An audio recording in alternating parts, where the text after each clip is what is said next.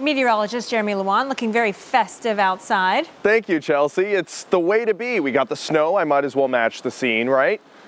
Just 4 days away from Christmas. And the same day is the first day of Hanukkah, too. First time that's happened in nearly 20 years, since 2005, that those two have been in the same exact 25th of December. And today is a very special day, too, because it is the winter solstice, the shortest day and the longest night of the year. So I wanted to bring you a little bit of sunshine because you might not have seen too much of it today. This is a rooftop view of our sunset tonight. Only 9 hours of daylight, and it ended like this. Really, really beautiful, actually. If you look very closely, right before that sunset, we had a little snow shower roll through past the station. And boy, those colors were just gorgeous after the sun slipped below the horizon and those dramatic clouds that brought some of those snow showers across the region today, too. I want to give you some more details about the winter solstice. It was officially today at 4:21 a.m.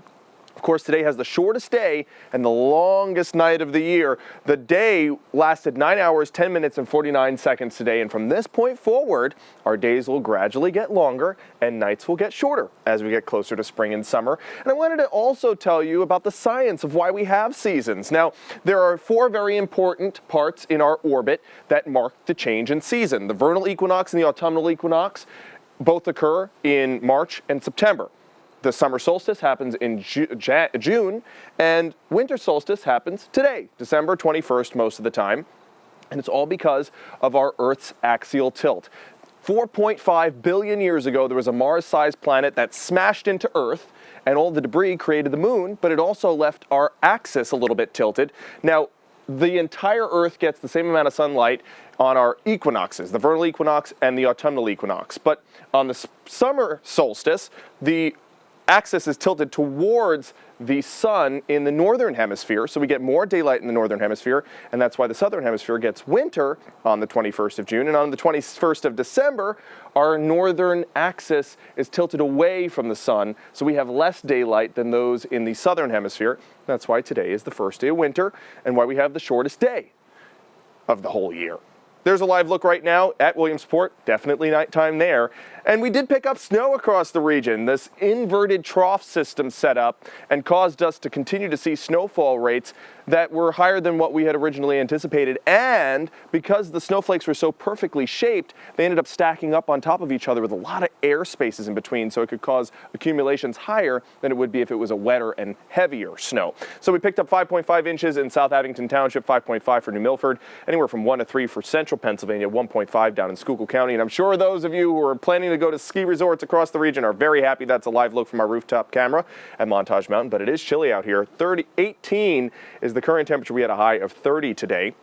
31 for Williamsport, 32 for Selinsgrove. It has been cold, and with the added winds sustained up to 22 and gusting today up to 40 in Mount Pocono, it is cold, and that's why you have a cold weather advisory in effect for much of northeastern Pennsylvania until tomorrow morning. Those temperatures are going to be in the single digits across a lot of the region, and with the added winds, it will feel like the negative values. So here's current satellite and radar, just a few flurries. That low pressure system has skirted its way off, and now we have this cold air sinking in from Canada. I don't see any more snowfall in our forecast. As a matter of fact, tomorrow we'll start to see the sunshine come out, but don't let that fool you. Temperatures with the added winds up to 15 miles per hour tomorrow afternoon will feel tonight like the negative digits. Now, I talked about that early in the forecast. Negative 18 is the feels like temperature tomorrow in Forest City. There's your 7-day forecast. Temperatures in the 20s until Christmas Eve.